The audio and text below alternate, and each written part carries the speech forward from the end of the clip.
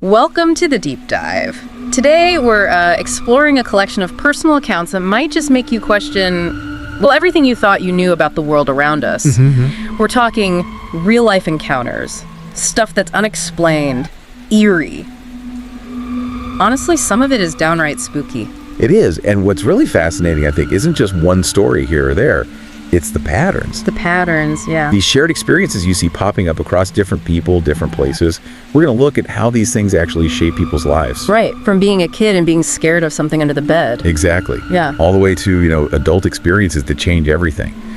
And we'll try to see what connects these seemingly random events. We've got some really personal stories people shared with us. Okay, so let's unpack that.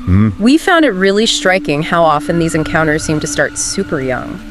Yeah, sometimes before you even really understand what could possibly be happening. Exactly. And these are the experiences that they stick with you. Sometimes they seem to change or evolve over a lifetime. That's a really key point. These early ones, they often seem to lay some kind of groundwork, don't they? Like how you see the world from then on. It's like a switch flips, maybe? Something like that. Oh. A different kind of perception opens up. Okay, take this one. North Carolina. This person, starting around age 3 or 4, this would be like 92, 93, they had these recurring night terrors, really bad ones. And they featured what they called shadow dog figures. Shadow dogs. Yeah. And the really weird part, as they got older, these shadow dogs weren't just in the nightmares anymore. They started seeing them when they were awake. Oh, wow. That's a big leap. Huge. Caused severe anxiety, as you can imagine. But get this, here's the twist. 4 years later, they move out just across the street. Their best friend moves into their old house. Okay. And that friend starts seeing the exact same shadow dog figures, and the first person hadn't told them anything about it. Whoa. Okay, hold on. Same house, same specific figures, completely independent experiences. That is, that's compelling. So, what's your gut feeling there? Is it the person, or is it purely the place? I mean, it really leans towards the location for me, especially with someone else seeing the exact same thing, totally unaware. It points that way strongly. And it's not just shadow dogs. We got another one from Kerala in India. This person's 17. Late one night, they hear a child weeping inside their family home. Weeping, okay. Yeah, and the sound moves room to room, kind of following them. It only stops when they go into their own bedroom. That's incredibly unnerving. Right. And this subtle presence kind of continued until they left for college. But here's the echo again. A year or two later, their mother calls them, totally terrified. Don't tell me. She heard the exact same weeping sound, approaching her. It only stopped when she flicked the light switch on. Wow. That generational echo, as you called it, that had the whole other layer. It really does. These early ones, they do feel like anchors sometimes, don't they? Showing maybe some things are tied to a place, like residual energy just echoing. Yeah, maybe. But then others, maybe it points to kids just being more sensitive, able to pick up on things adults just tune out. That definitely comes up too. Like, what about imaginary friends? Ah, yes, always a fascinating area. We have this one story, a 17-year-old looking back. They remember preschool vividly. Had a best friend named Mary, remembers her clothes, playing together, even a birthday party. Okay, a typical childhood memory. Seemed like it. Right. But years later, they're talking to their mom, and the mom says there was no Mary. Oh. The kid had apparently been talking to empty space, introducing this unseen friend to people. Right. Often dismissed, but... But wait, the story gets way creepier. The person, now 17, starts researching local history. Finds out about a school bombing back in the late 1920s. Okay. And they find a photo of one of the victims, a little girl, who looks remarkably like how they remembered Mary. No way. Connected to a real tragedy. Yeah, the imaginary friend possibly linked to a historical death. That's powerful. It suggests maybe memories or strong emotions can somehow imprint, manifest even. It really challenges that whole idea of what's just imaginary. It really does. And then there's this other one, the boy in white. Super specific. Okay. Since 2005, this person sees a white figure, a little boy, always in their living room, always around midnight, and always on Halloween. Every Halloween, that's ritualistic. Yeah. And the first time they saw him, the observer was 10. The boy looked young, but each year the figure seems clearer and bigger. Way bigger. Like he's growing. Apparently, yeah. seemed to be growing up alongside the observer. When the story was shared, the observer was 13, and the boy looked about 13 too. That's unique, an evolving apparition. Or maybe the perception of it is evolving. It doesn't fit the usual haunting molds, does it? It's very personal. Not at all. So, okay, these are glimpses, right? Childhood things, recurring figures. But what about when it goes beyond just seeing or hearing? You mean when things start interacting? Exactly. When these phenomena seem to leave a mark on the physical world, our homes, our stuff.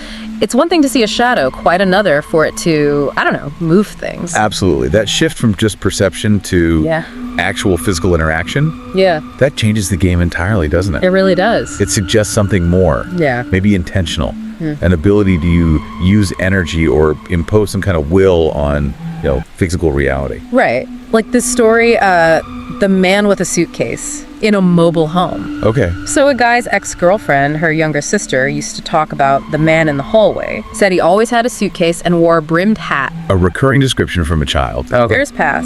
The original guy and his ex actually end up renting that same mobile home. They have a toddler son. This kid has never heard the stories. He starts talking about a man with a suitcase who was wearing a hat in the exact same room. Decades apart. Same description. Yep.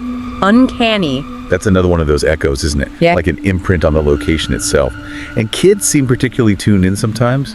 A persistent energy. And sometimes it's more active. This next one's from the Philippines. Someone visiting their cousin's house. Right. First, they see a dark, tall shadow in the kitchen. Standard spooky stuff, maybe? But later, the stereo volume goes crazy, shoots way up, then drops instantly to 0. Nobody touched it. Okay. Electronic interference, poltergeist activity. But then it escalates. A little family figurine sitting on top of the stereo flies off. Flies off, not just vibrates off. Flies off and crashes. That takes force. It suggests something more than just, weird vibes. Maybe something unwelcoming. Yeah, that moves into clear intent. Physical manipulation. The energy needed for that. It suggests something more conscious than just, say, residual energy. And voices too. Virginia. A woman remembers when she was 6 in her family's old house, hearing her name sung. Sung. From where? From a vent in the basement. Oh, creepy. Basements are always creepy. Tell me about it. Years later, she finds out a woman had hanged herself in that very basement. A direct link between the sound and a past trauma in that specific spot. Exactly. That's a classic element in these kinds of stories, isn't it? Whether it's an emotional imprint echoing or something more conscious lingering. It's hard to say. And it's not always big, dramatic stuff either. Sometimes it's small things, everyday objects. Right, the mundane becoming strange. Like the penny from the past. Someone's friend passed away. Later, they're in bed, hear a coin hit the floor downstairs. Okay, maybe you dropped something earlier. Maybe, but then they hear it again and again, like it's coming down their long 50-foot hallway. The coin is moving. Apparently.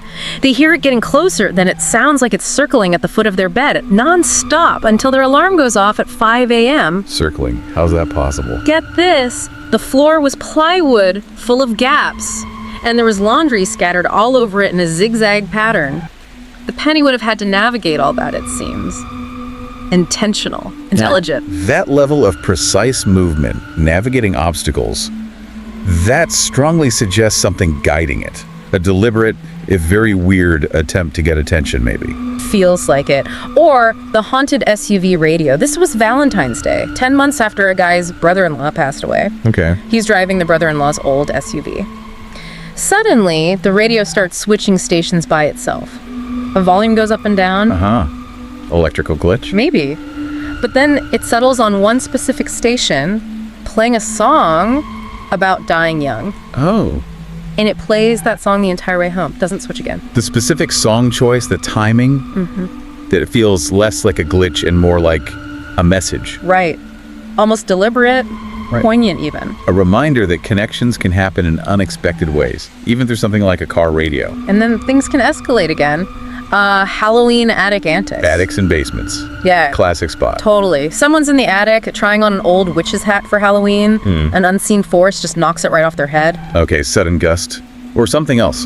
Seems like something else because moments later, downstairs, a bathroom door handle turns on its own. The door swings open rapidly. Then, in the bathroom mirror's reflection, they see a cupboard door just slide open. Whoa, okay, that's a sequence of events. Yeah. Not just one random thing. Exactly. And it didn't stop there. Led to recurring nightmares, objects breaking by themselves up in the attic later on. That pattern again. starting small, then escalating. Suggests something getting stronger or maybe more agitated, moving from just being present to actively causing trouble. Yeah. But it's not all unsettling like that. That's important to remember, definitely. Sometimes these encounters actually bring comfort, or closure, or even bizarrely healing. These are often the most powerful stories, I think. They touch on that deep human hope for connection after death. Yeah. Take Kristen's story. She's 5 years old, wakes up at 5 a.m. There's a woman standing at the foot of her bed. Just standing there. Yeah. Hours later, the family gets a call. Her grandmother had passed away around 5 a.m. that morning. Wow. The timing. Years later, Kristen's mom puts it together, realizes it must have been her own mother, Kristen's grandmother, coming to say goodbye. That precise timing, coinciding with the moment of death. It really suggests a conscious farewell, doesn't it? A bond reaching across that veil. It feels that way. Or this one, grandfather's silly faces. It's kind of sweet, actually. Okay. After grandfather passes, his little grandson, only 1 year old, the grandfather used to make silly faces at him all the time. Right. Well, one night around 2 a.m., the parents find the baby in the dark living room just laughing his head off. Laughing? At what? He's saying Papa Funny and blowing kisses into the empty room. Oh, wow. A 1-year-old saying that. Yeah, it's hard to just brush that off, especially the consistency, the Papa Funny part. Absolutely. Yeah. Kids that age, they don't really filter things, do they? If they see something, they react. Yeah. And the connection to the grandfather's actual behavior, Yeah. that's striking. And Jennifer's story. A beloved university instructor she knew was tragically murdered. Oh, that's awful. Yeah. Sometime later, Jennifer, who is a former student, is near the instructor's old office suite. She sees her former instructor's figure walk down the hallway and pass right through a locked door. Through the door. Yeah.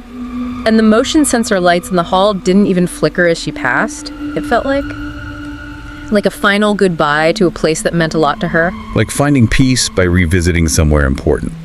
A quiet closure, maybe, for the spirit, and perhaps for the witness, too.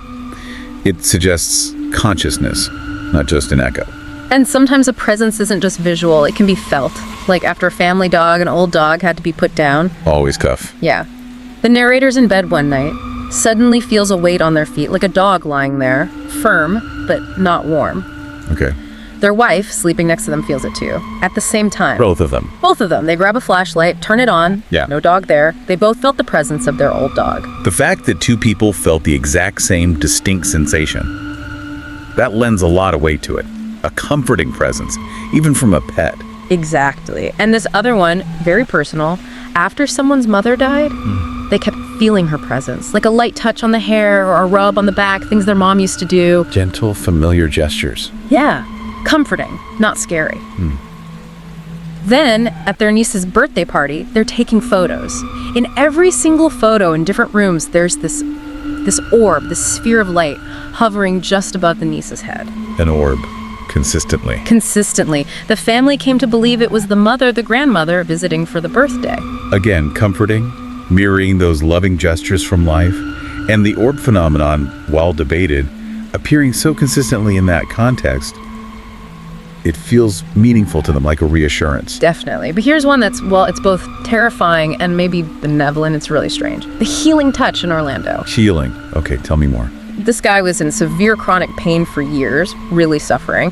One night, he's in agony and just sort of calls out to any spirits in his house, says something like, "Just take me." Wow, desperate. Extremely. Right after that, he feels his bed lift off the floor. Then this presence, this energy moves up his spine. Terrifying, right? Absolutely terrifying. Bed lifting. Yeah. But later, he has this dislocated shoulder that's caused him pain for 6 years. He feels this sudden ghostly push. A push. And he believes it actually put his shoulder back into socket. The pain he'd had for 6 years, gone. Wait, seriously? The pain relief was real and lasting? Apparently, yeah. Relief from years of pain after this.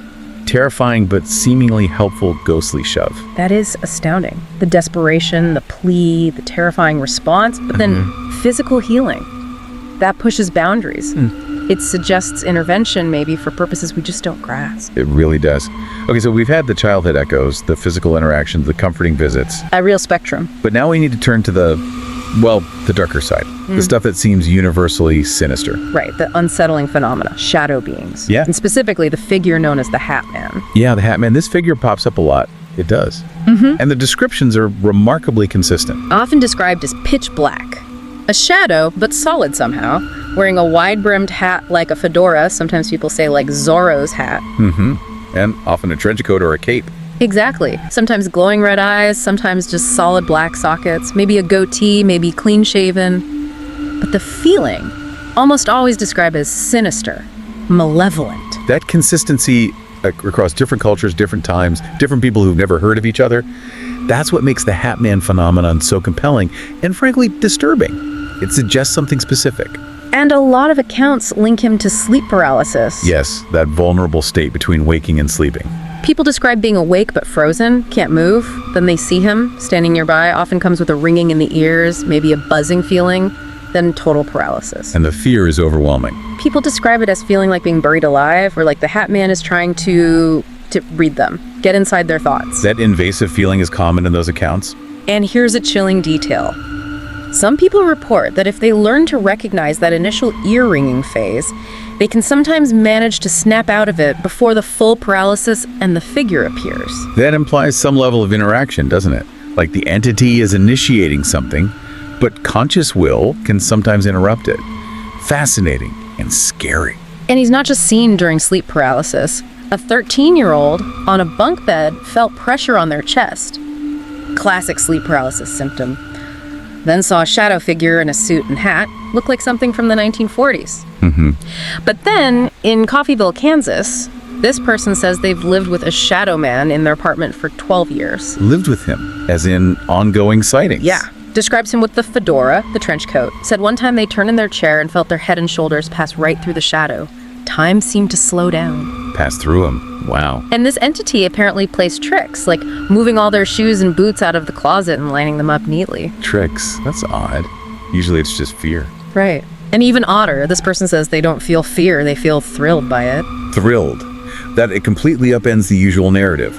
That suggests a very different kind of interaction or perception. Maybe not all such entities are inherently negative, or maybe human reactions vary wildly. That's unusual. Very. And another one, the Credential Hollow encounter.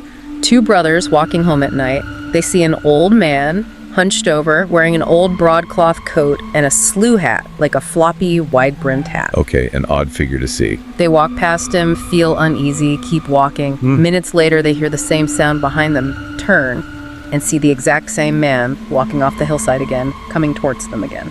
Like a time loop or something. The same man repeating the action. Yeah. And later, their mother tells them their father and older brothers had seen that exact same specter, as she called it, years before, tied to that specific location.